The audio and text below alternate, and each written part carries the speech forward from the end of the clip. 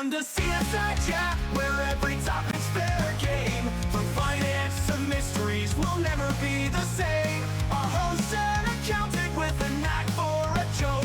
We'll dive into the details and laugh until we choke. CSI Chat, where the numbers beat the fun. We'll explore every subject under the sun. Okay, well, we are very lucky today to be joined on CSI Chat by Nathan Mueller. I'm going to give a little bit of a background on Nathan before we kind of get into it here, and then we'll get into his story. But here's a little bit of background on Nathan. He's a CPA or an accountant by trade, and he worked at ING for a number of years, which is an insurance company, and was caught and convicted for embezzling money, which we're going to get into that story. He served roughly 5.5 years in prison for embezzling roughly $8.5 million from ING from 2004 to 2007.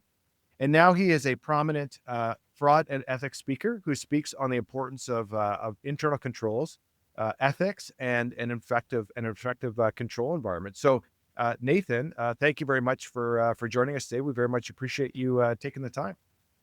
Yeah, for sure. So let's just start at the beginning. Maybe just give us a little bit of background from the earlier days, Nathan, in terms of where did you grow up, and did you always have an interest in finance? I grew up in a small town in south central Minnesota, a small farming community. 3,000 people, no stoplights, kind of town. Very close town, and also a situation where my entire family lived in our town, both sets of grandparents, cousins, aunts, uncles, and stuff. So, very, very close family. I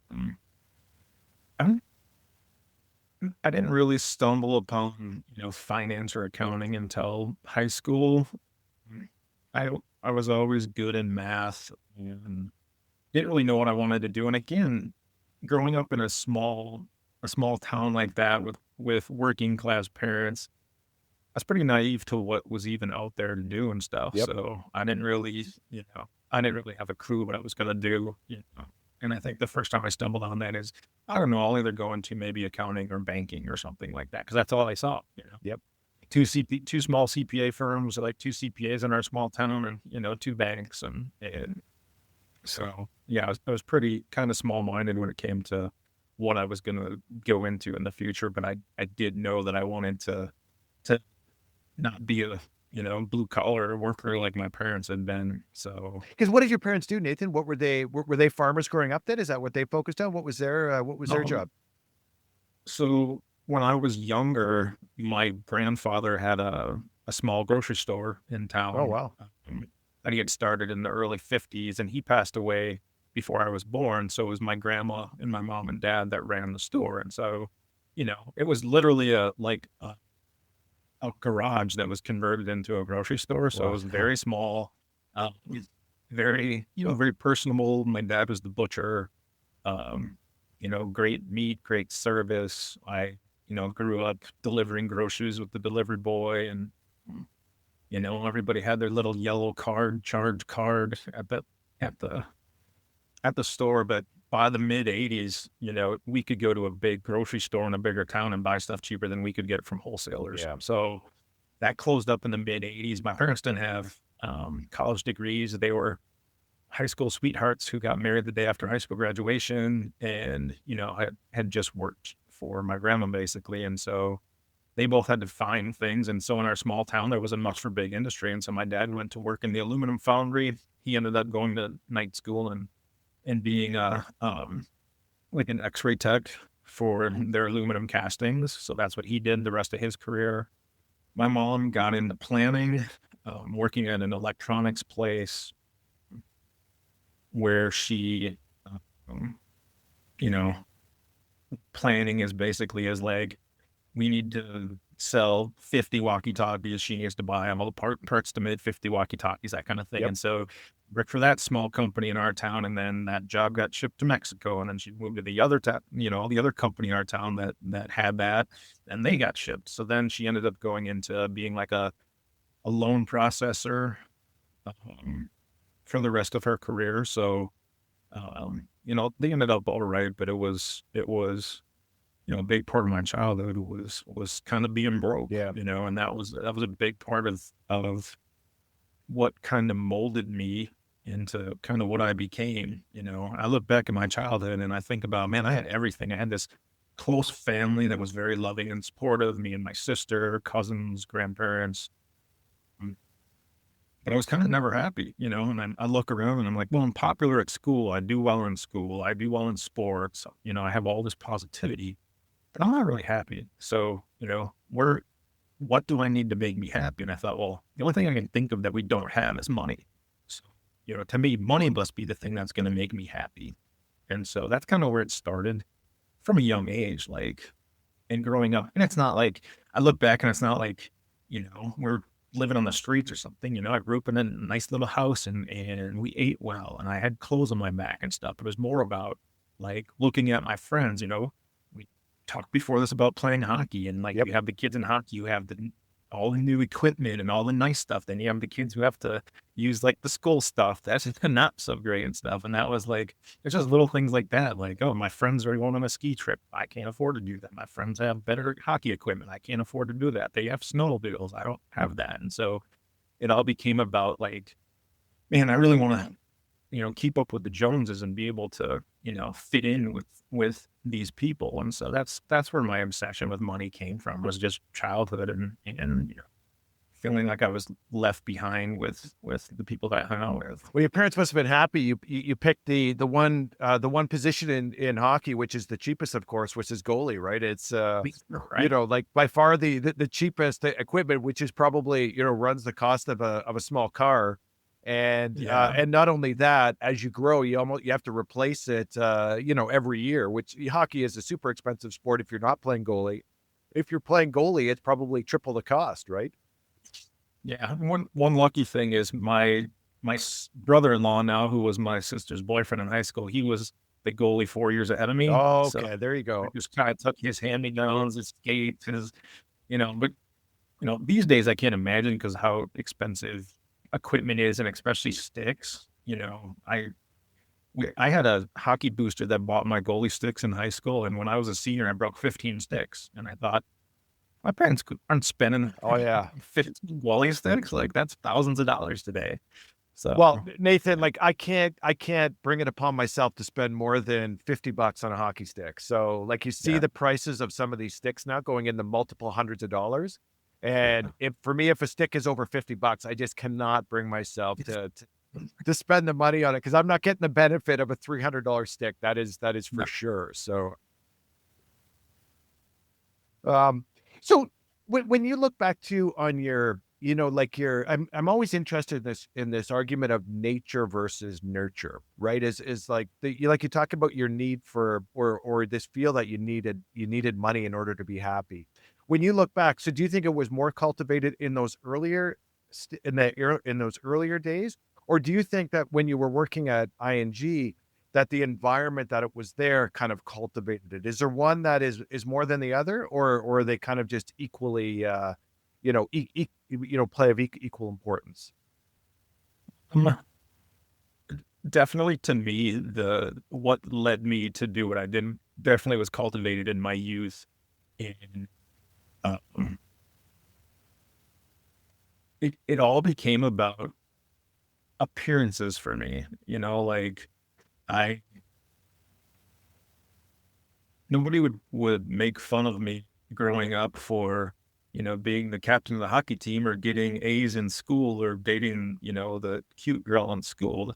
They would make fun of me for wearing the same pair of pants every day or wearing, free t-shirts that I got for my sports. Yep. And so that was the stuff like I always felt I lost a lot of self-esteem and confidence. And to me, it was 100% based on money. And so, in the end, it wasn't even about um, feeling happy. It just transformed into the appearance of success and what do people see on the outside when they look at me. And I only know what I want them to think that I'm successful. I want them to be jealous of me the way that I felt of, my friends growing up who had all this stuff that I didn't have. Yep. And so it definitely came from a young age. And, like as far as the ethics of it, there's nothing I ever did wrong that I didn't know was wrong. Yeah. To me, it was never about, oh, I don't know what's right or wrong. I did grow up thinking like, I'm an honest person, I'll do the right thing. And, I go to college and I have to take an ethics class. And I was like, why would I need an ethics class? I'm an honest person. I never do anything wrong. Yeah. It was almost like I grew up thinking that I'll always do the right thing. I don't even really need to think about the choices that I'm making, and being deliberate and, thinking through consequences. It was about, I'm an honest person, so I'll do the right thing. Yep.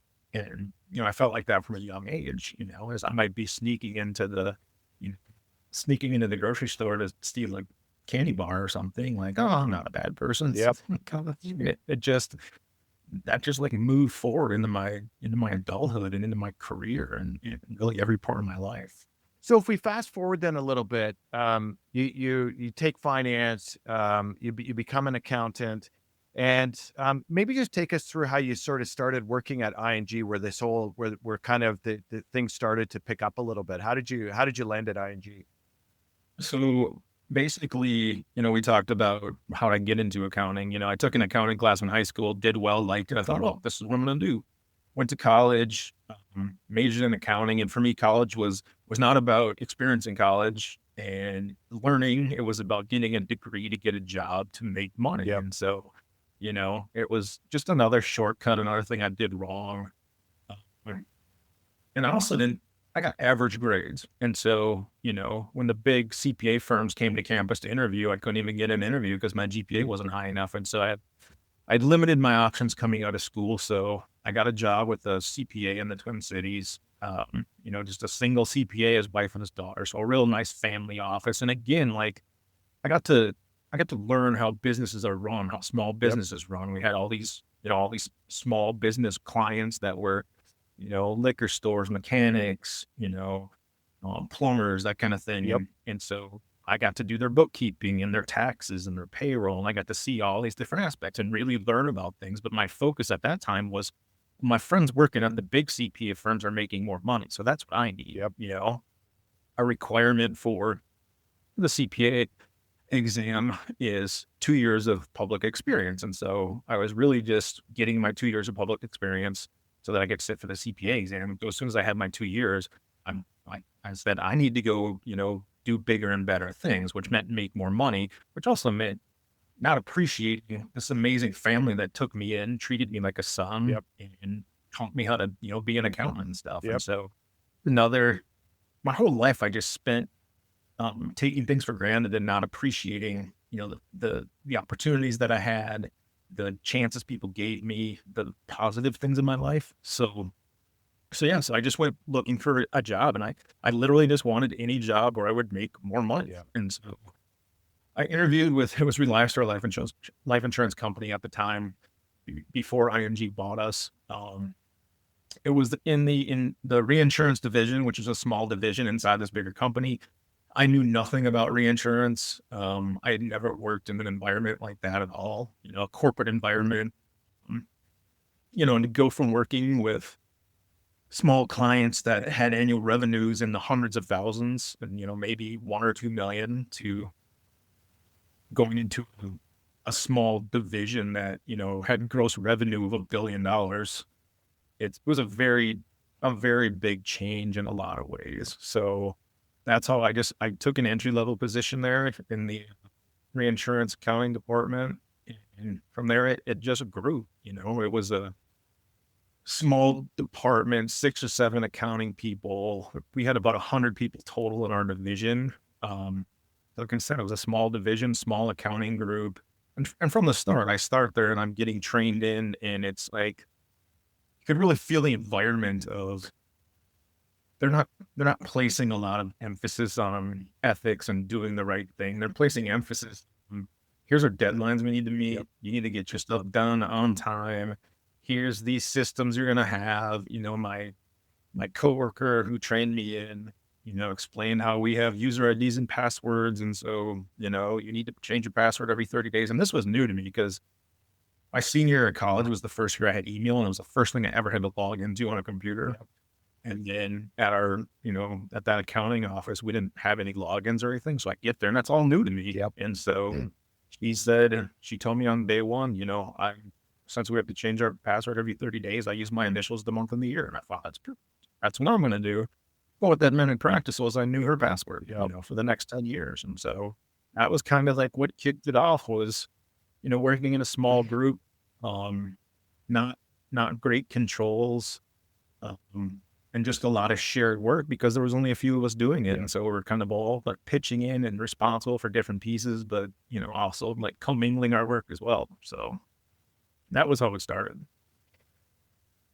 And then at some point, I guess ING purchases the company. So you're still in insurance. You have a different owner, I guess, with respect to ING. And then it sounds like there was an IT project that you got involved with that was kind of the landing, or at least the starting point where things would take off. And maybe just talk a little bit about that. Is how did you kind of get involved in this infamous IT project? Yeah. So, in, I think it was 2000, ING, which is a huge, Dutch insurance and banking giant, huge global company.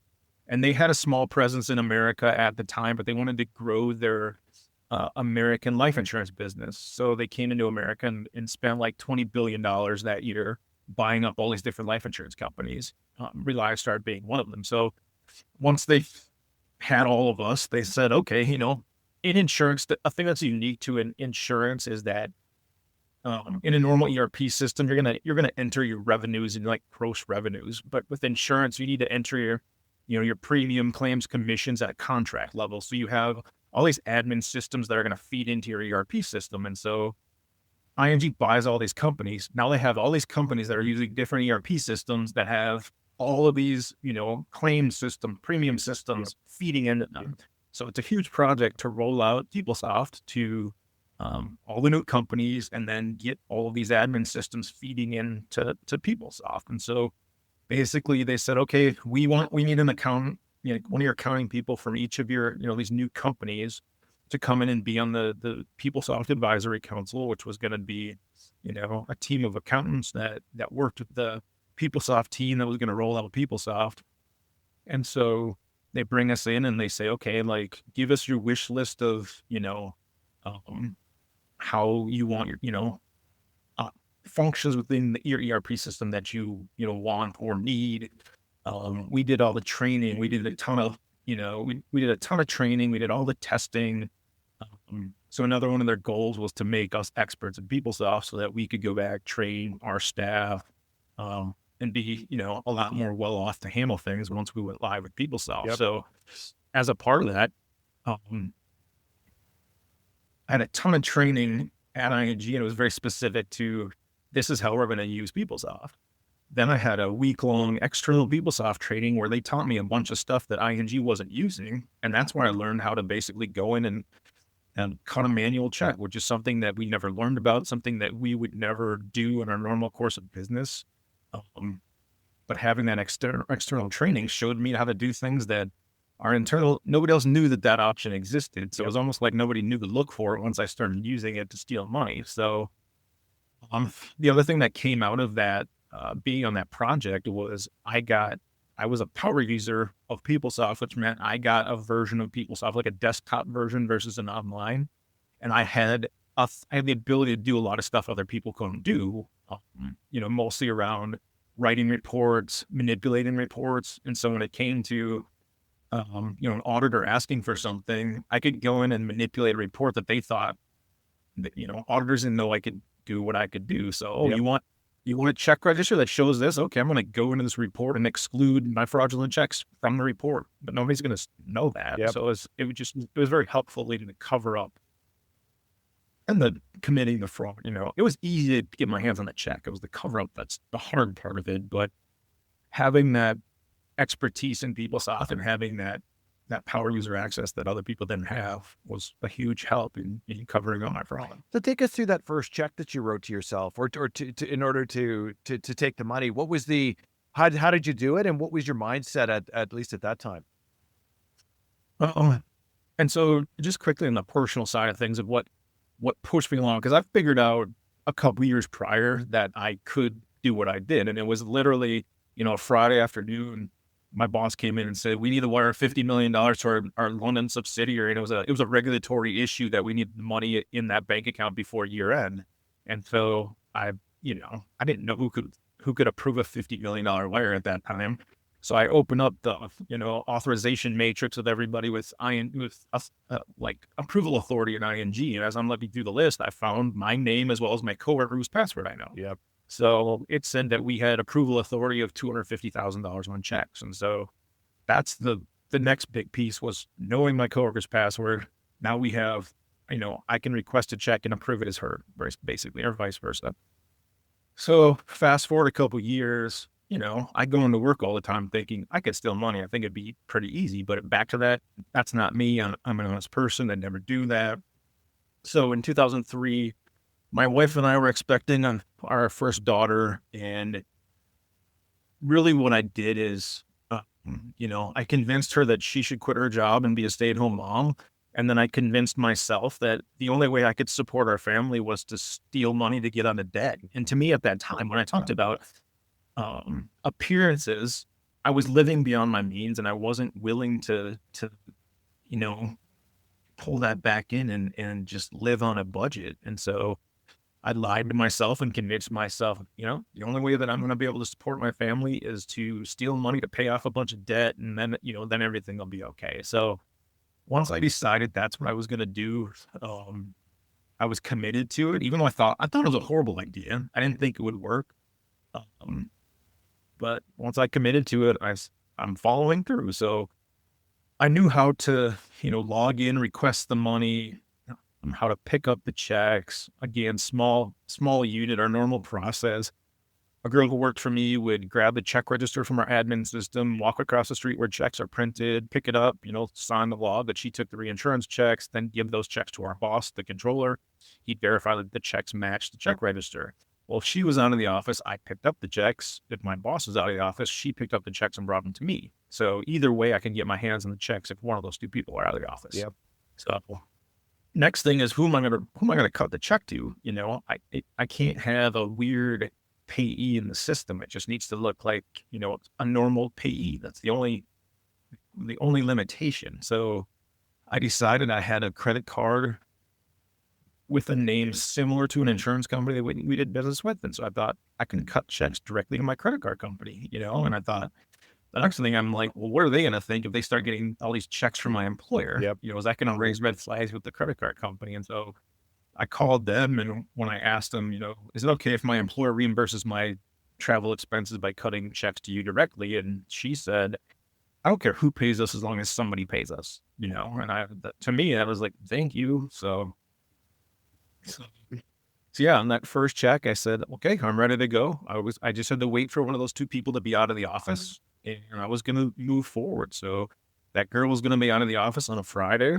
So on Thursday, I logged in to PeopleSoft as myself. I requested a check for $1,100, logged out, logged right back in as my coworker and approved that check.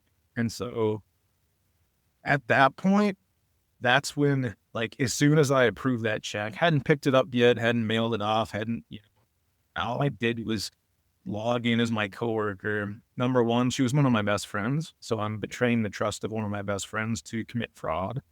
And I'm breaking the law, my pregnant wife at home, waiting for our daughter to be born and stuff. So the misery of it hit me like a ton of bricks the second that I approved that check. Yeah. It didn't stop me, but it was miserable. The feelings of like just anxiety, guilt, fear.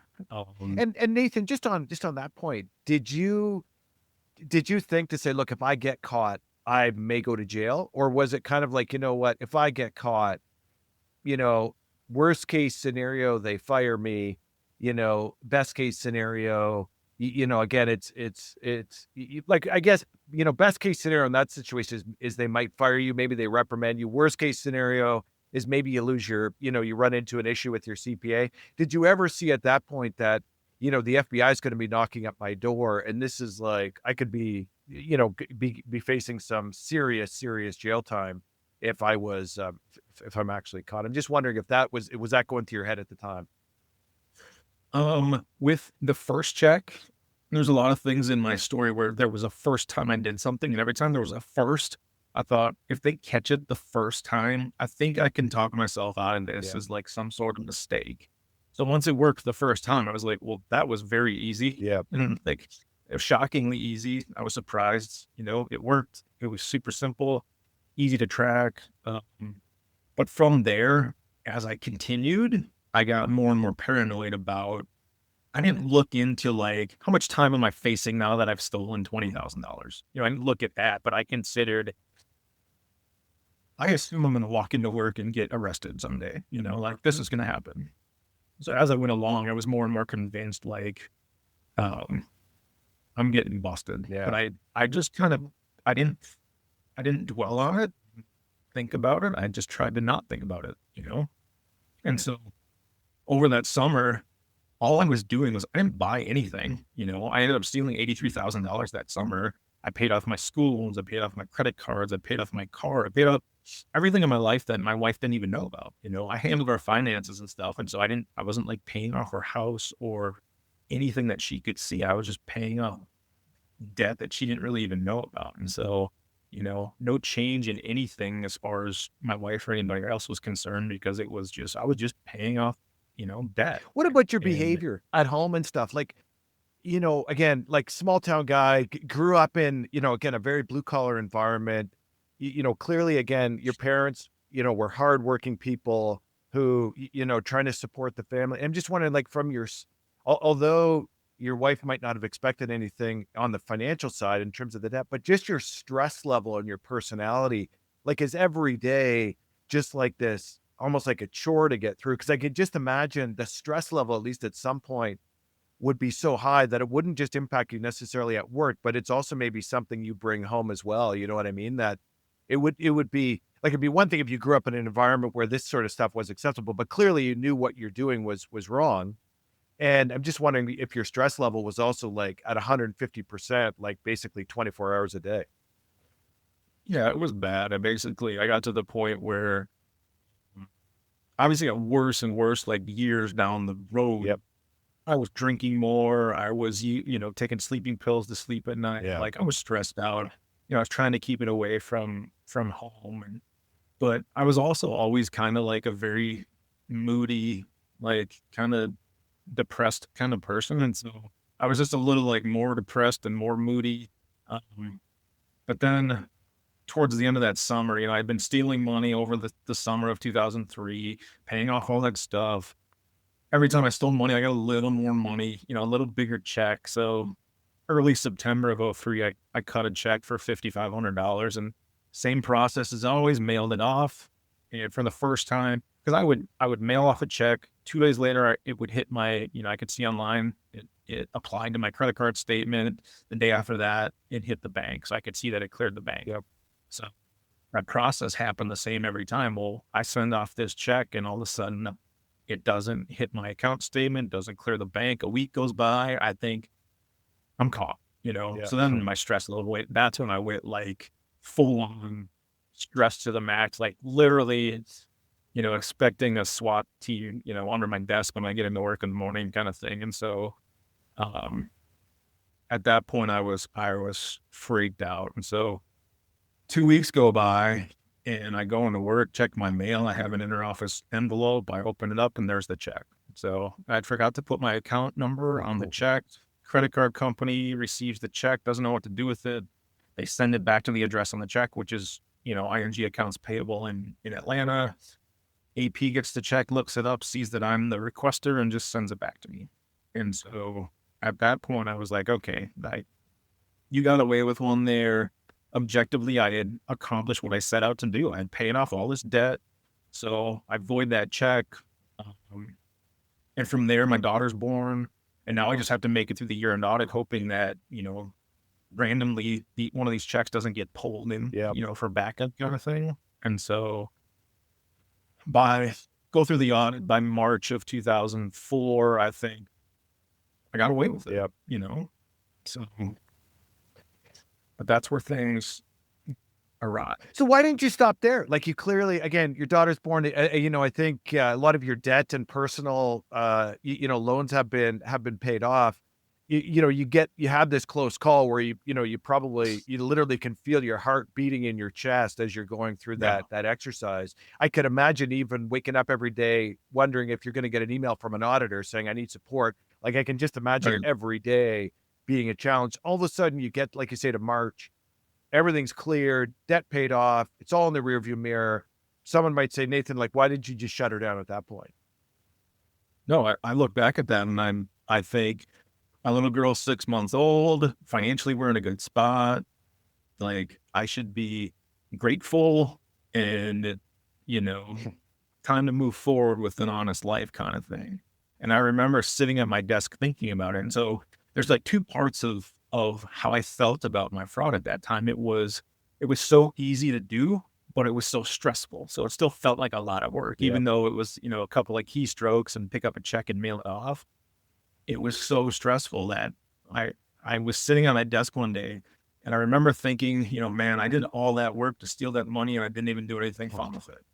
And that's where the story turns into, I do a lot of college speaking and stuff. And up to this point, the kids are kind of like, okay, I can see, you did it for your family. But once I say I didn't have any fun with it, like, let's ramp this up and see what we can do kind of thing. That's where I lose people. So yeah, I started thinking about it again, like, man, I could ramp this up and really, and I didn't have a wish list of stuff to buy or what I was going to do. I was just like, I think I'm going to like do this and, spend the money. I'll figure out how to spend it. And so that's when I started really brainstorming about, I differentiate phase one, which I paid the credit card, which scared me that I felt like I gave up control of the process by mailing that check off, having that one check go missing. So I wanted to commit my fraud in a way where I had complete control of the process. So I started thinking about how am I going to do that? And so, super basic. I'm going to set up a company with the same name as a broker we use in Bermuda. And I'm going to cut checks and make it look like I'm refunding money to this broker in Bermuda, but I'll put it in my own bank account. So I go through the process at that time. Everything wasn't instant back then the way it is now. I registered with the Secretary of State, got a federal ID number. I got a business bank account. I got a PO box. A side note, I have all of this stuff. Like, I have spreadsheets of everything I ever did. I have all the paperwork of setting up that business and all of the above. So I also have a list of every check I stole. So I know, dates, amounts. I have everything detailed, which is, Well, what's crazy too, Nathan, is this is all on your tax return as well, right? Like, you actually filed your tax return saying income generated, and you actually Yep. pay taxes on these funds as well. Like, everything other than stealing the money would appear to be legitimate. Yeah, it just looked like I had a very, very, profitable consulting business. Yeah. I ran it through a Schedule C on my tax return, like I just had a consulting business on the side. So yeah, everything, I joke, one of the rules of being a CPA is you have to file an honest tax return. So I always joke, like, I didn't want to lose my license over this, which I did. But yeah, it was a bad idea, but yeah, I moved forward with that, had my business set up, and again, I went into doing phase two. I started bigger. My first check was a $27,000 and change kind of check. So I picked that up on Friday. I don't know if I mentioned the whole time I worked at ING, I still worked at that CPA firm nights and weekends.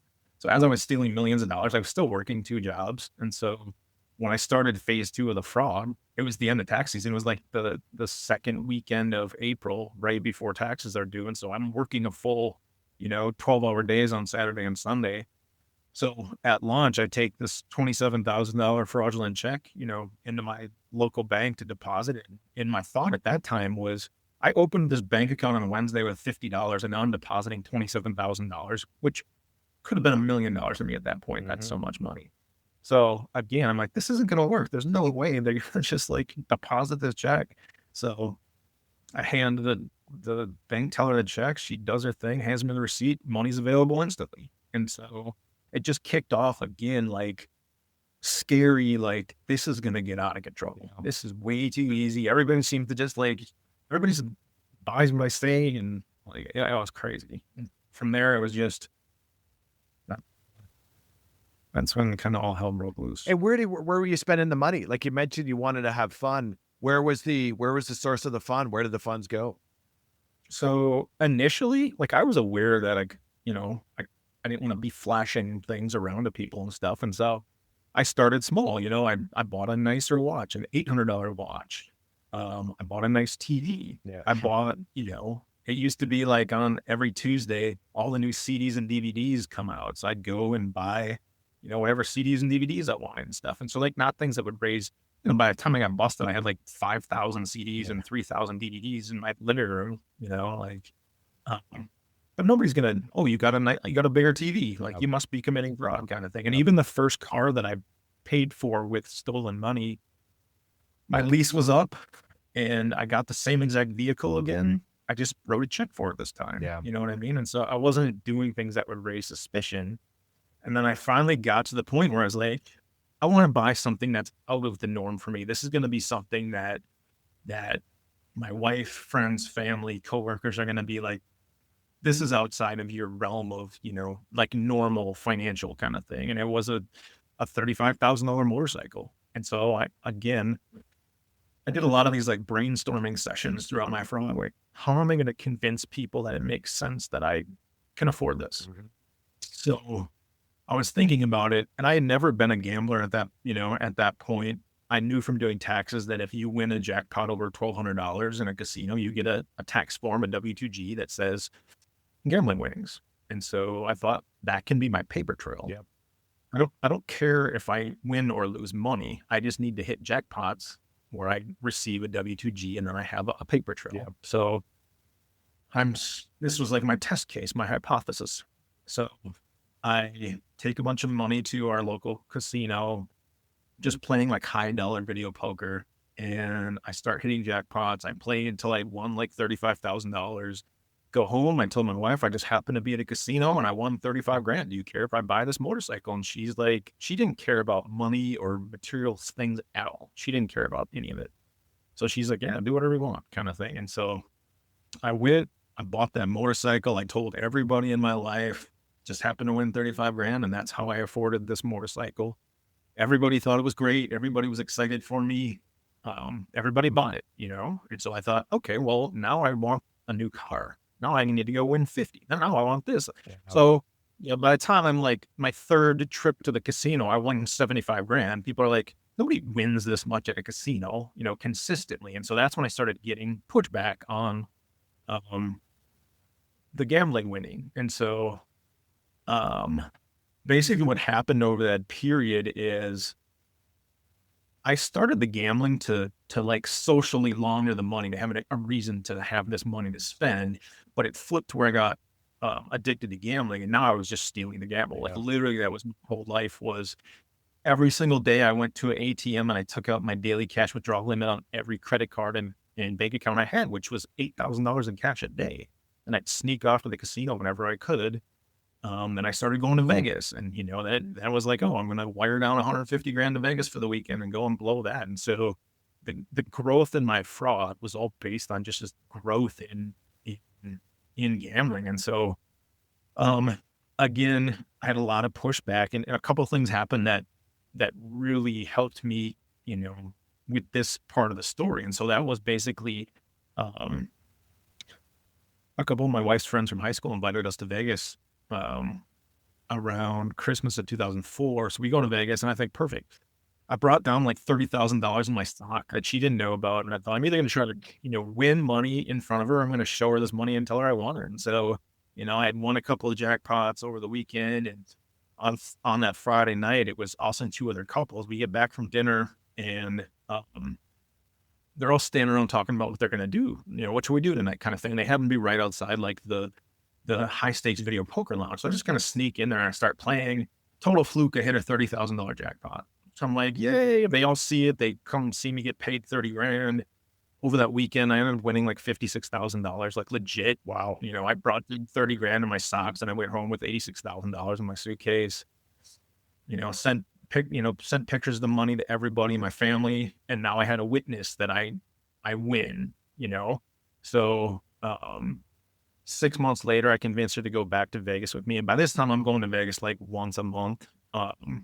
So go back down there, and on Sunday afternoon, we come in from the pool and she's going to go take a nap. So I'm going to go play video poker. So I'm playing video poker, specifically $125 hand, triple bonus video poker. And so I hit a $6,250 jackpot. And so the attendant comes, takes my info. She walks in, sits down. I was like, well, it's going to take them a minute to get the money. I'm just going to keep playing. And so I moved over one machine, put $200 bills in the machine, and I hit $100,000 jackpot. And I'm like, every time she's around, I hit these huge jackpots. So I had him cut me a check for $100,000. I bring that back to work on Monday. I'm like, look what I won in Vegas. And so now I have a witness to 2 big winning weekends in Vegas. I won like $122,000 weekend. So that was where the money went, but that's also a big part of the cover up. So, and the reality out of that situation was, again, I had daily win-loss by casino records of my, winning and losing. And I know that out of the 40 trips I took to Vegas, I won 3 times, and 2 of them, my wife just happened to be there. So there's one big fluke. My W2G winnings over those years, which is how I'm explaining all the money to people. I had 170,000 in 2004, 380,000 in 2005, 870,000 in 2006, and 1.3 million in 2007. So people are seeing like all these, wins, and that's how I'm spending his money. In the end, I ended up losing 6.2 million game. So out of the 8.5 I took, 6.2 million of it verified losses, in Minnesota and Vegas casinos. And so, yeah, the gambling really drove the fraud. At some point it completely flipped. And so obviously on the work front, you've got, these big expenses that are showing up somewhere. Did it not raise any questions, if it's, $3,000, $4,000, maybe the smaller numbers, don't get noticed, but now we're talking about amounts in the hundreds of thousands. The process of trying to bury this expense at work. Maybe just talk a little bit about that, because it sounds like there was a Canadian element to this, and the infamous, if you want to bury something in the books, foreign exchange is probably a good burial ground for a lot of this stuff, because not a lot of people not a lot of people have a very good grasp on, if there's an FX gain or loss, what it relates to and actually how to calculate it. And maybe just talk a little bit about how you kind of were able to maybe leverage some of those in order to bury some of this, in order to bury some of these losses. Yeah. So with phase 1, when I sold $83,000, I literally, when I cut the check, credit, cash, debit, a write-off account that I knew, it's just like, I could write off $100,000. So to write off $83,000 over a 4-month period was really nothing. So there's nothing interesting there in the cover up. But with phase 2, once I started stealing more money, I had to figure out, what am I going to do with this debit? Because it's got to go somewhere. Yep. I couldn't expense it. I couldn't write it off. So I decided I'm going to hide it in a ledger account that I reconcile. And I chose, we had offices in Mexico City, Copenhagen, Amsterdam. I don't know if I said London and Toronto. And so our Toronto office, like, they had an office with the people, they collected all the money, they paid all the money, they kept all the investment money backing the reserves. Everything was in Canada. And that information would just roll into PeopleSoft. There's 3 pieces to that business. So they had contract activity, which they had access to our admin system. So they did all the processing there. That flowed into PeopleSoft. They had general expense activity that they sent me what we call the Canadian package every month, which was everything, like investment statements, bank statements, general ledgers, like just, registers, just everything they had. And I was in charge of making sure all this stuff got into PeopleSoft. So I would make the entry for their general expense activity.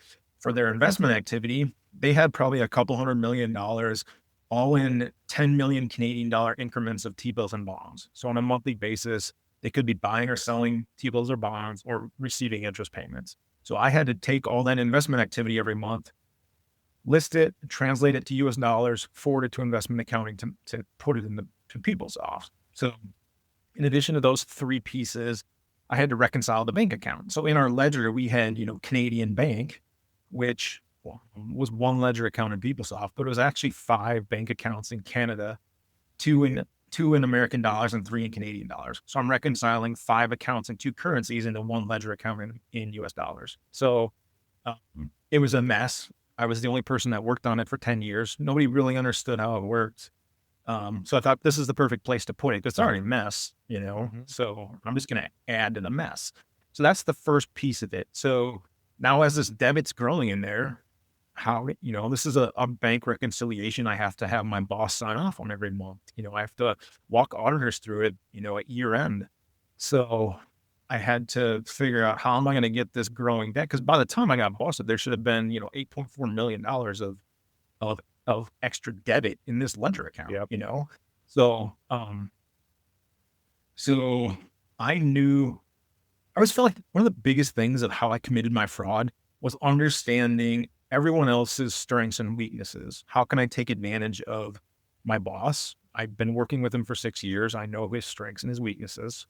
I know that the auditor I'm going to have to deal with from our audit firm is going to be a first-year auditor that might not have a lot of confidence and might not really know that much about anything. Yep. So those are 2 big things going into it. So on an off quarter and month, I knew that the only person who was going to look at this bank rec was my boss. I also knew that my boss didn't know how to run a query. So he would be verifying the ledger balance on my query, on my reconciliation from a query I gave him. Another thing I could do is I could run a query in PeopleSoft, download it into Excel, and my boss and auditors would accept an Excel version that I can type in whatever I want. So let's say, there's $3 million of fraudulent, debit sitting in this balance.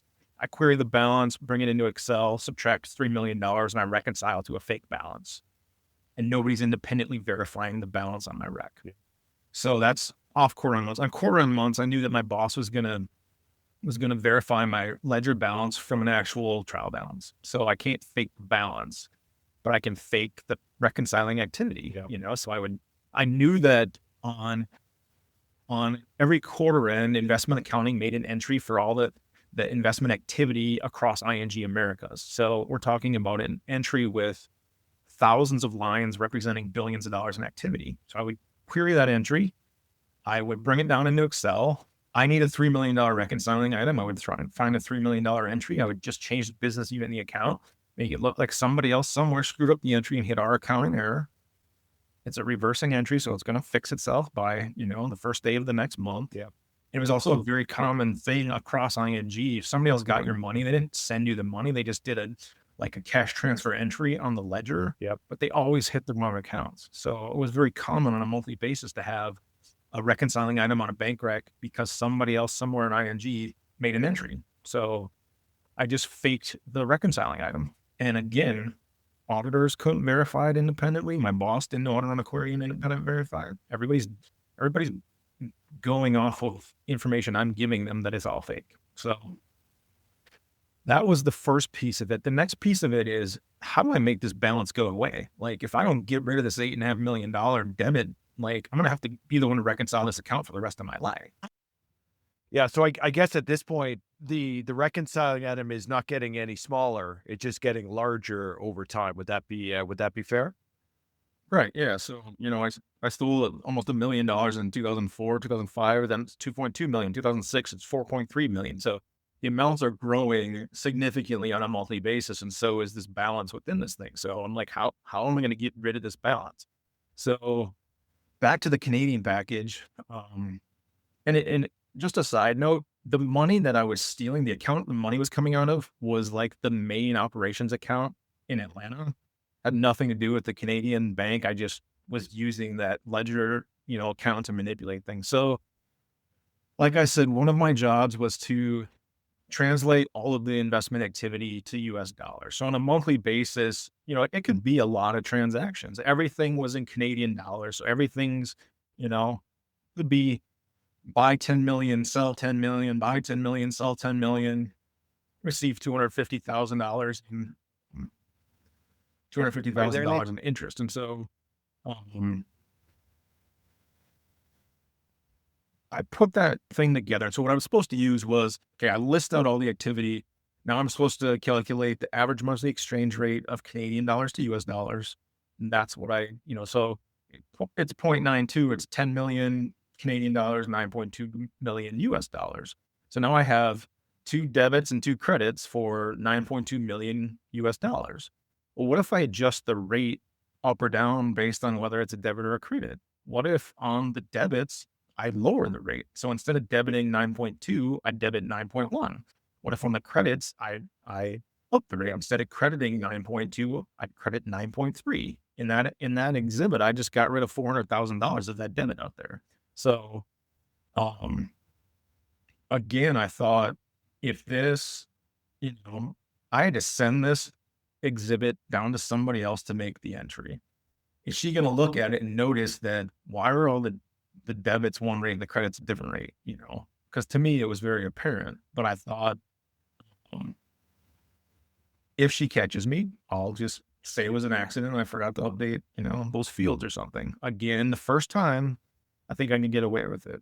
And I worked with this girl for years and, she never questioned anything gave her. So put together the exhibit, send it down to her. She makes the entry, never says a word. So I'm like, okay, it worked. So literally every month going forward, every debit was lower than it should be and every credit was higher than it should be. So by the time I got busted, there was about $3 million of that debit left out there. So I gotten rid of, $5.5 million of that debit by doing this on a monthly basis. So I honestly, I didn't have an end game. I didn't have an exit strategy. I assumed I was going to go to prison, but that was my attempt to make the debit go away. At that point, I'm like, maybe someday I'll stop stealing. I'll get the debit gone and then it'll just be, it'll be gone. That's not what happened, but that was my general thinking. But that was the thing where I spoke to the FBI, and when I explained that foreign exchange, manipulation, they said that was really smart. We've never seen it before. So I guess if there was anything innovative I did, that was it. So. Well, the casino thing is pretty smart too, actually. I had thought that was pretty sophisticated, is going to the casino, spending $1 million, and like you said, walking away with 300,000.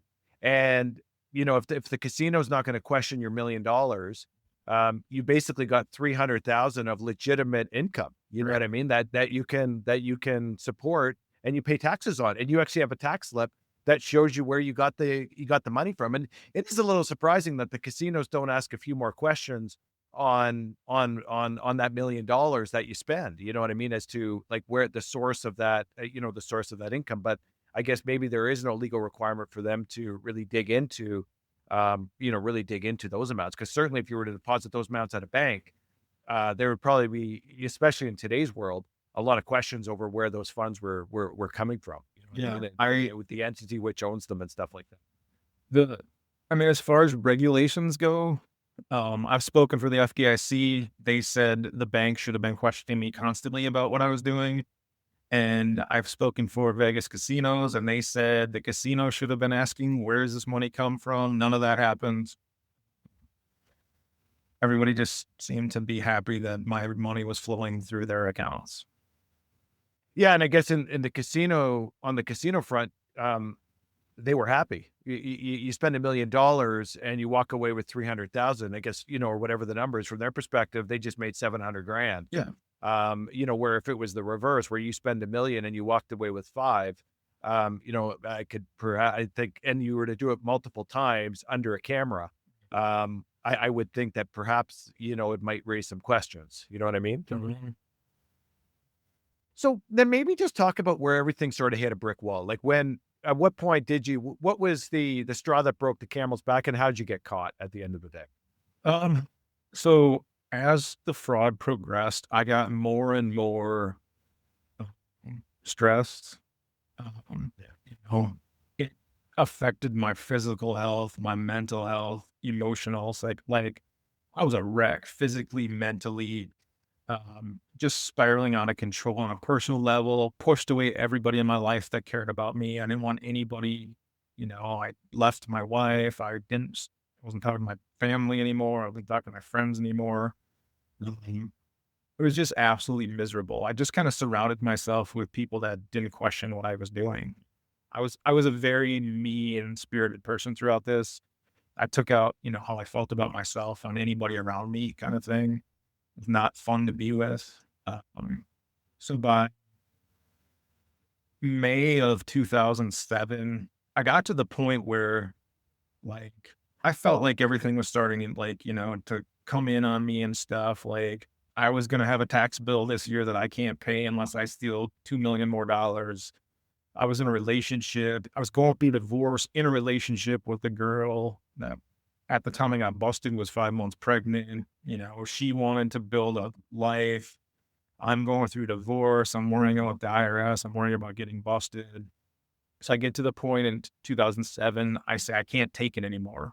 Like, I never considered turning myself in. I never had that kind of courage. I just decided I'm going to stop stealing and see what happens kind of thing. And I knew that obviously, like the people around me that cared for me were very curious, like, what is wrong with this guy? My friend at work whose password I had been using, I had pushed her away and she was curious about. She had a conversation with my wife and was like, what's wrong with him? Where's all the money coming from? Both of them were suspicious of everything going on. So in August of 2007, we got an email one day from accounts payable. It was to my boss, to my coworker and I, and it said, if you guys want to keep your signing authority of $250,000 on checks, you need to have this paperwork approved and sent back to us. And I had thought all along, it's been 5 years and I'm still have signing authority that there's no documentation for. So when I got that email, I thought, that's it. That's what's going to get me busted. Like now my boss and my coworker know we have the signing authority that I've been abusing for years. I hear my boss and my coworker walk out in the hall. I walk out there and my boss was like, do you guys know you had signing authority? And I said, no, I didn't know that. And said, would you need that? And I said, no. And so at that point, he had our authority revoked. I knew that this was not the end of it. My coworker whose password I was using, she's way smarter than I am. She taught me like everything I know. She had the same access to everything. I knew she was going to like dig into this a little more. And so basically she went back and ran a query to see if her user ID was associated with any check payments in 2007. What she found was she had approved $1 million in checks, which obviously was shocking to her. So she brought that info to our boss. Our boss came to me about a month later on a Friday afternoon, and he handed me a query. And he said, can you show me the backup for all these checks? And I look at the query, and it's $1 million in checks I had stolen in 2007. So my thought was like, he's confronting me. He knows, like, this is how he's just like messing with me. And it turned out like I was the manager of the cash processes. So my people were the people that, requested checks and did all that stuff. And so it just so happened that day that the girl who would have had that documentation if it existed, she was not just out of the office, but unreachable. She was at the hospital with her grandma or something. So I walked my boss all over the office trying to find this documentation that doesn't exist. So I talked my way out of there that Friday, and I go home and I'm like, I know this is it. By Monday, I'm in handcuffs basically. So I researched lawyers that Friday night, set up an appointment with a lawyer for Saturday, at noon. Saturday morning, I went into work and I created a whole book of fake documentation for my fraudulent checks. And it all looked legit. I made it look like it was refunds with this broker in Bermuda, fake signatures, but it all looked legit. So I also like shredded a bunch of documentation and like desperately trying to cover this up. So I am going to meet with my lawyer and tell him everything. And one of the biggest parts of the stress throughout the fraud was just the loneliness, like always feeling like I can't talk to anybody about this, And so, it was such a load off to just tell somebody about it. I feel like I finally have somebody on my side. And so he tells me to go into work Monday morning. If we're going to mount a defense against this, we need to know what they know. So go in and act like everything's cool. I'm convinced I'm getting cuffed, So I go in Monday morning, my boss comes in, I walk into his office, I show him this notebook full of fake documentation explaining how these, this broker sends in money and they don't tell us what it's for, so we can't apply it. So we just send it back. He says, "Oh, okay." And I think, okay, did I just get away with this? And he said, "Okay, I just need to go show this to Mike." Mike was our CFO. Mike was my boss's boss, and Mike was the person whose signature I faked on all my fake documentation. So now I'm like, as soon as Mike sees this, he's going to know he didn't sign it. So as my boss was like going upstairs to tell him, I ran out to my car and like squealed out of the parking lot and went home and waited for, the FBI to show up and arrest me. I also had to go home to my pregnant girlfriend that knew none of this and explain that my life is a lie and I'm about to get busted kind of thing. So it was 10:30 the next night that some of ING's internal fraud investigators showed up on my doorstep and confronted me. And from there, it was just, full cooperation with my lawyer involved. Yeah, from there, it moved just through the process of dealing with ING, dealing with the FBI and the U.S. Attorney's Office to move on to the next step. And at that point, is the advice from the lawyer to just say, look, your best path forward is just to fully cooperate, be transparent in what happened. And if you're cooperative, hopefully, they'll take that into consideration. And was the lawyer up front too and saying, look, Nathan, like, I don't know what you're thinking, but you're going to jail. Like, was that always something that was on the table in turn? Like, how did the conversation with the lawyers go? He kind of started with, do you want to fight it or do you want to just, admit to it? And I said, I'm not fighting it. It's the truth. Like, by that point, I had already talked to ING, explained everything to them, how I did all of it. I already signed over assets to ING directly. So by the time I went in the FBI office, I went in there, to our first meeting. I brought them all my spreadsheets of the fraud, tax returns, bank statements, credit card statements. I handed them everything that they needed to convict me on day one. And so, yeah, my boss is basically like, be honest. And, as far as he was concerned, his job was just to like kiss the prosecutor's butt and get him to give me the least amount of time possible. And so, yeah, we dealt with them. I was indicted on one count of mail fraud. There was a forfeiture case filed against, everybody in my life that they could see got stuff from me, whether I was, giving my ex-wife money or people gifts or loaning people money. They go after all of that in forfeiture. So then pled guilty, went and got sentenced to 97 months in federal prison. And, from there I got sentenced on January 12th, 2009. I had to self-surrender to prison February 16th of 2009. And, that was that. It was really scary. I think, people think about prison, oh, club fed, you're going to a white collar prison and life's going to be easy. I didn't know what to expect. It was really scary. And what was that like that trip that you would have made from, your last night of freedom, let's say, and then presumably again, you're driving in a car to kind of self-report at the, at the prison camp. Like, what was that like? Like at that point, you get, I can just imagine, well, I can't, just thinking about what would go through your head. Like, what was that car ride like when you're, realizing that, hey, like it's going to be a little bit of time before I get out of this place? Yeah, it was really scary. First of all, I had to say goodbye to my kids. My daughter was 5.5 and my son had just turned 1. That was horrible. My last night of freedom, I went out with some friends and just went to a bar and, yucked it up, and waking up in the morning, and my sister drove me to prison. It was a 4-hour drive from my hometown up to Duluth, Minnesota. Said goodbye to my parents, hopped in the car with my sister, and, we just talked. It was by this time in my life, I'd gone through that over a year of pretrial. I worked with a really good therapist. I kind of tried to mend fences with everybody in my life. So at least I wasn't going to prison with skeletons in my closet. I still had a bunch of issues with, I owed taxes, I owed credit cards, I had financial issues. But the biggest thing for me was recognizing that what was happening to me was 100% my fault.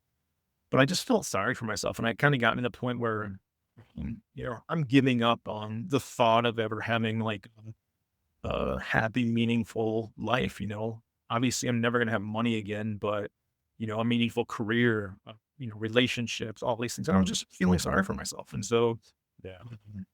my sister drives me up there, and literally you just drive me to the front door, and said goodbye and got out and went in, and from there, I was like, it was rough, like you walk in the front door of prison, and they walk you in a room, and they take your comfortable jeans and sweatshirt, strip you down, get some uncomfortable clothes, a pillow and a blanket, off to your off to yourself kind of thing. So it was rough, and it was really hard to deal with. A lot of parts of my story is I met people along the way that if I wouldn't have met them, I wouldn't be where I am today. Yeah. That same thing happened in prison. And the average person, because you would have been at a prison camp, which is different than perhaps some of the prisons that, a lot of us, we're roughly the same age. I think, I don't know if you watched Oz when you're growing up, but when that HBO show, but when you think of prison, Oz is one of the first things I think of. And I think if I ever ended up there, like I wouldn't last a second inside of that environment. But the prison camp, I guess, is a little bit of a little different environment. Is it, like a lot of them white collar criminals? Give us some perspective of kind of a day in the life of the prison camp, which is, I think, a little different than Oz, what we might see on TV, or even, again, you talk about accountants ending up, Shawshank Redemption, Right. famous movie. I certainly wouldn't want to end up in the prison that Andy Dufresne ends up in Shawshank, because I wouldn't be lasting much longer in that environment either. But the prison camp is a little different, if I got that right. Yeah. So the prison camp in Duluth is an old Air Force base. So it's a 100-acre facility. It just has there's not even barbed wire. It's just, there's chain link fence around most of it. There's 5 dorms. So you're in airman barracks, you're not in prison cells. So it's basically like a college dorm with no doors, and, so separate bathrooms.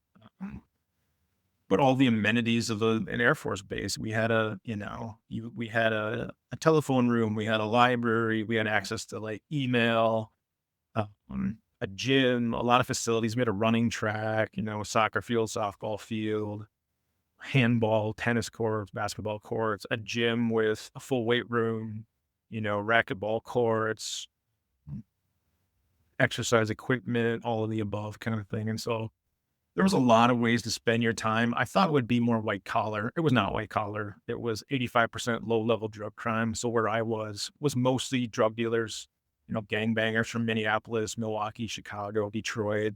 Have you ever seen Breaking Bad? A huge meth contingent of, the Dakotas, Iowa, Nebraska, Minnesota, meth cooks, meth addicts, that kind of thing. But not a ton of white collar. And so everybody in prison has to have a job. So, you got to find a job. And if you don't, they give you a job that you don't want to have, but you're expected. There's probably between 800 and 1,000 people there when I was there. And, the prison staff is managing everything, but the inmates are doing everything. They're cooking, they're cleaning, they're mowing the lawn, they're, shoveling the snow, they're doing the plumbing, the construction, the electric work, like all of the above. So in the Federal Bureau of Prisons, if you don't have a high school diploma, you're mandated to take GED classes. So when I got there, my first cellies said, "Oh, if you're educated, you should go up to the education department. Maybe you can be a tutor or something." So on my second day of prison, I walk up to the education department, trying to find a job. And I walk in the door and I run into this guy, and he's basically like, "How can I help you?" And I said, "I just got on the compound looking for a job." And so he sits me down and he's like, "What's your story?" So I tell him my story. And at this point, like I said, I'm like, my life is over. I'm crying. I'm just a wreck. And he just looks at me and he says, "Your life isn't over." He said, "You have all this time ahead of you with no real responsibility other than to work on yourself. So why don't you take advantage of this opportunity to really work on yourself?" And I thought, this guy's crazy. He thinks like this is an opportunity. Like this is, but he just was a guy that motivated me and held me accountable. And for the next 5.5 years, I worked on myself. I worked my butt off to make myself, the person that I faked being. Like, why can't I actually be, a happy, healthy, successful, connected person kind of thing? And so I spent my time in prison, really working on myself. And so the BOP, they're not there to help you be a better person. They're hindering in a lot of ways, but you have the opportunity to take it upon yourself to make, make your life better. So that's what I did there. And was it pretty scary when you got to the release date? One of the interesting quotes I had heard, and I think it was Walt Pablo who told me this, is that it was harder to leave prison than it was to go into prison, which again is an interesting perspective. It's certainly a perspective that I never thought of before Walt told me that. But I'm just wondering your experience, Nathan. Would you agree? Was it harder to leave prison than it was to go into prison? What was it like on that last day, the last night in prison before you finally got out and you rejoined the free world? Um, I spent my time in prison. I worked in the education department, teaching classes, helping people get ready to go home and stuff. And I thought, I have my stuff together. I have a place to go. I have a job lined up. I have a ton of support from my family and friends. And a lot of guys that left prison didn't have that stuff. And I thought, at the very least, I'm gonna be okay. Um, so it was oddly hard to like say goodbye to everybody. You've gone through all this years with these people who were a huge part of your life for all these years and stuff. And saying goodbye to some of those people was tough. Yeah. How you get out of prison is they literally call you down, they give you your clothes back, and they walk you out the front door. And there's my parents picking me up, and that's like, Yeah. and I was super excited to get home. Every part of my prison, probation, home confinement, I was always like the lowest risk at everything. And so stuff worked out pretty well for me. Again, going home, knowing I have a job lined up, I have a car, I have a place to live, excited to get back in my kids' lives. Um, my parents drove back. Most people get out of the prison and go straight to a halfway house. You have to do 6 months. So a lot of people have to spend a significant amount of time in the halfway house. Um, I went to the halfway house and I got to go home the first day. So my first day out of prison, I was eating, my mom's cooking, sleeping in my own bed. I lived in an apartment. My sister's garage had like an in-law apartment, a studio apartment. So I had an apartment with the fridge was full of food, the cupboards were stocked, my stuff was there. Um, so from day one, I was, back in society talking to my kids. On home confinement, you can go to work, you can go to a restaurant, you can go shopping, you can go, do stuff with your kids. So every Saturday I was picking up my son and bringing him back. And um, what I will say is it was really hard to go back into like society. Like everything moves so fast, like traffic seemed fast. In 5.5 years, like there's new buildings, new roads, like the Twin Cities had Yeah. changed so much in that 5.5 Yep. years. And like everything was just hard. Plus you're so institutionalized from 5.5 years of being told what to do and when you can do it all day long. Like, Yep. I had this nice king size bed and I sat right at the edge because I was used to just being in an upper bunk that I had no room, being able to go to the bathroom or take a shower without having to ask for permission, it felt wrong, and so it was hard. There's still stuff I do. Like the company I work for is owned by a guy I was in prison with, and he makes fun of me because I walk in here and I put on my flip flops, which in prison you take your boots off and you put your flip flops on, and you wear your shower shoes everywhere inside a building. And so I come to work and I put my shower shoes like I still do it at home. Um, but yeah, it was just really hard. I always felt like I was breaking the rules just because 'cause I'm like, "Oh, I'm out on a date with a girl at a restaurant. Like, this can't be legal. I must be breaking, the law," kind of thing. And so Yep. it took a long time uh, to feel normal again, I'm going to Target to grocery shop. Like, do people know that I just got out of prison? Do I look different? Like, how do you deal with the selection? I've been going to commissary for years and you have no options. So these are the 5 things you get. Well, now I'm at a store. How do I choose which deodorant I use or, what chips to buy or whatever? Like all of it was like shockingly hard to get used to. And when you reflect back and look at, the environment, I'm just keen because, like you say, a lot of what you did was very sophisticated. This wasn't just like, taking money. This was, again, you talked about looking at your boss's strengths and more specifically his weaknesses, looking at the auditor's strengths and weaknesses. Like I think, there's a lot of companies who would be susceptible to that, if not most companies would be susceptible to that, or, there's a break even on controls. And I'm just wondering, when you look back and you balance, let's say, the importance of having a strong control environment with ethics training and, degrees of trust and things, versus having an environment where like everything is checked, everything is tick and bopped, everything goes through, which really isn't even that practical. For the companies out there listening, is there one that you would lean more towards? Is it more important to kind of stress the importance of ethics and maybe have a higher level of trust with your employees?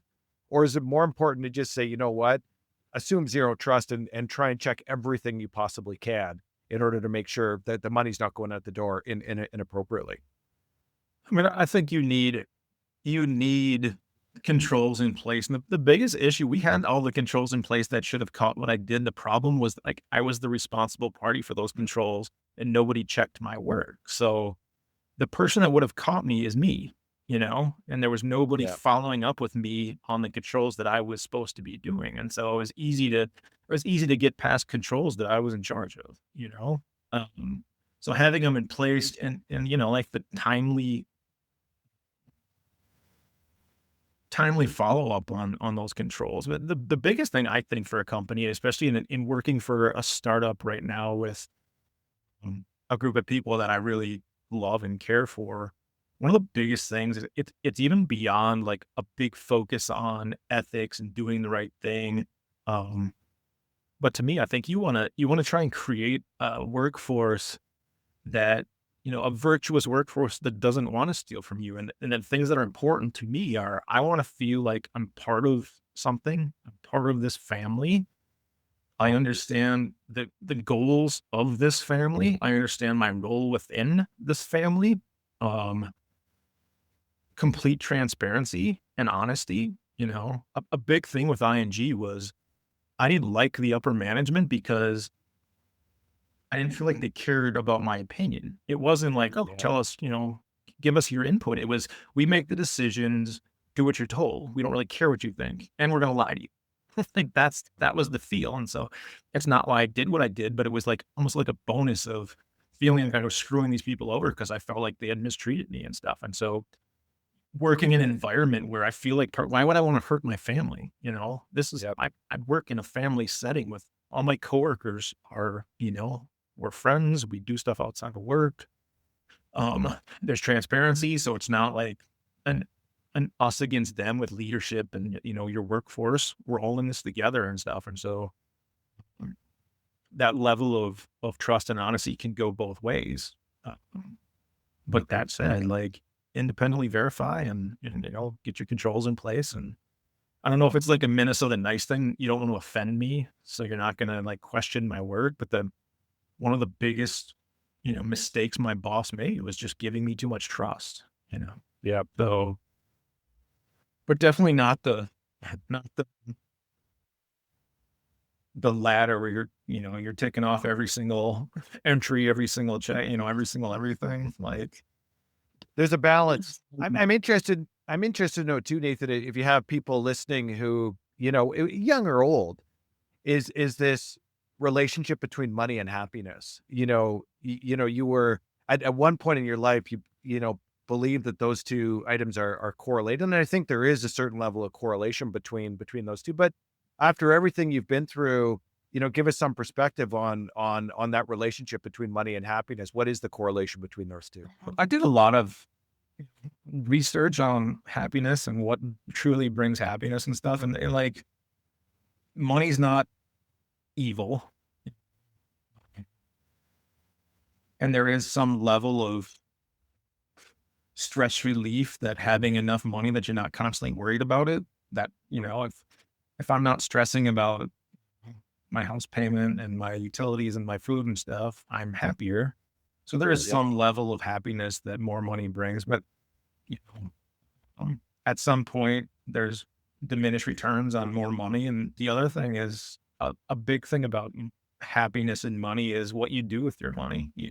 Yeah. Life is about experiences. I mean, if you're using your money to create memories and experiences versus, material things. Like that was my thing. I was obsessed with all these material items that I thought somehow would impress other people and make me happy. Another big thing I tell people is, especially college kids, and I don't think they believe me, but my daughter's a senior in college right now, and she's a theater major. And my thing is, you can't go into something just for the money. If you don't love it, you're not going to be happy. Like your life's going to be miserable. Like there's some Yep. like level of reality of, with my daughter, I'm like, are you going to be able to support yourself and pay off your school loans with, your theater degree? And she has a plan. And, her mom's like, you can live here for the rest of your life. You never have to move out. And she has a lot of connections within the Twin Cities theater community. And she has a job. She'll work a day job, and that's what she wants to do because acting makes her happy. And I see it when I see her on stage. She's truly at home on stage. And so I just think it's so important to find something, whatever you're going to do for the rest of your life. It needs to be something you love. And I think like the fear of failing kind of thing, it affects people in the ways that it's so hard to go back on something you've made a decision, like, oh, I went to school to be a teacher. Well, I don't like teaching. I'd rather be a nurse. Who's going to have who has the courage to admit that and then to take action on it? I'm in an unhappy marriage. Well, it's easier just to keep going through life doing that. I'm not happy because it takes a lot of courage to say, I'm not happy, to stand up and say, I don't think we're right together and I want to move on like that. That is, it's to me, it's like, I have to think like this because I just turned 52 and I'm like, it's never too late to be happy. It's never too late to do the right thing. And so, going to things for the right reason. And when you're in a situation where you're not happy, like do something about it. Those aren't easy things all the time. But I think that, there's a lot of other factors that go into like true happiness than money. I think that's great advice. I completely agree with you. And to wrap it up, Nathan, how do you spend your time today? Obviously, you do a lot of speaking. You mentioned that you're working for a company as well. That it sounds like you've been working there for several years. It's working out really well. But how do you spend your time? And is there anything we can look forward to? Like we talked a little bit before. There's no book on your experiences and things like that. But maybe just give us some perspective on how you spend your time today. Yeah, I'm a director of tax for it's a self-storage company. So I do a lot of different tax work. I've been here almost 5 years. It's a company that, when I started here 5 years ago, there was 20 employees and we had 60 facilities. Now we have, 200 employees and hundreds of facilities around the US. We've grown astronomically. When I started, it was the controller, me, and an AP clerk. And now we have 15 people in our accounting and finance, and I'm the longest standing member in the department. So yeah, it's just, it's not lost on me the opportunity that I've been given to, to work for a great company, have a good job. They are very supportive of my speaking. So I still, I probably do. This year has been pretty crazy. I'll probably do 20, 25 events a year. In this day and age, a lot of stuff is still virtual. So I've also been opened up to a lot of, I can't travel to Canada because of my felony. Yeah, but I've done a fair amount of speaking in Canada now. I actually did a speech for the global fraud team of ING when they were in, I don't know where they were, somewhere in Europe.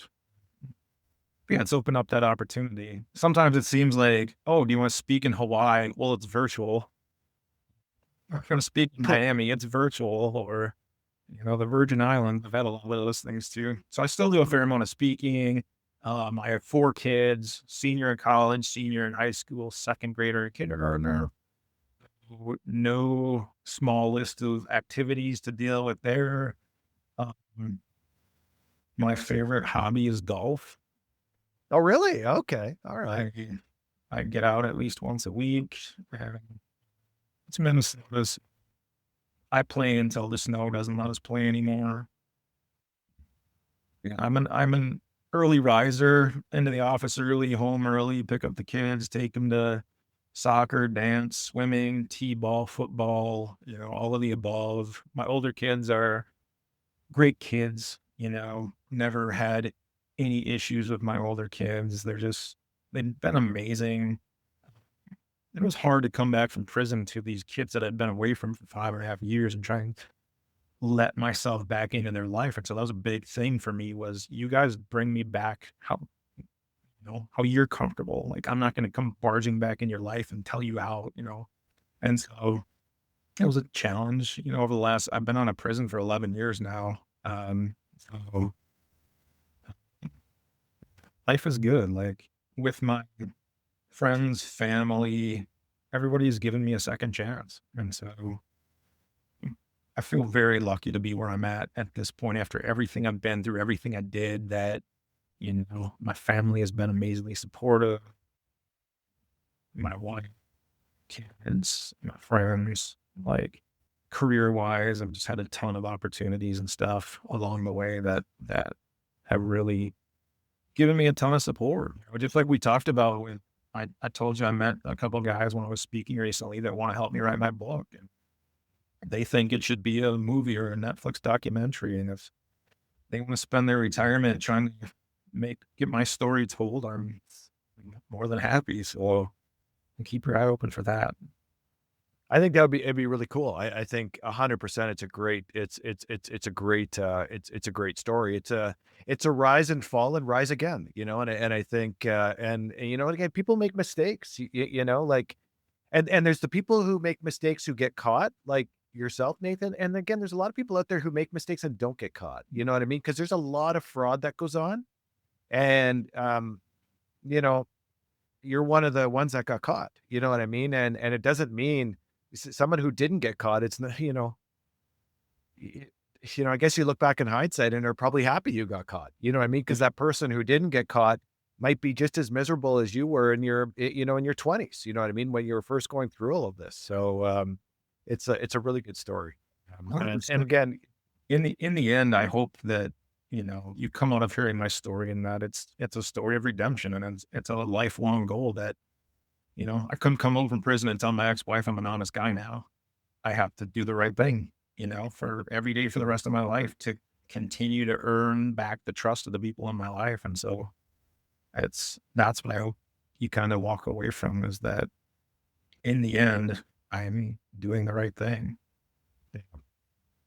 well, Nathan, thank you very much for taking the time today. We very much appreciate it. Very, very interesting story. You're not you're sharing everything, which we appreciate. But again, you're busy, and we very much appreciate you taking the time. But thank you very much. I appreciate it. Thank you so much.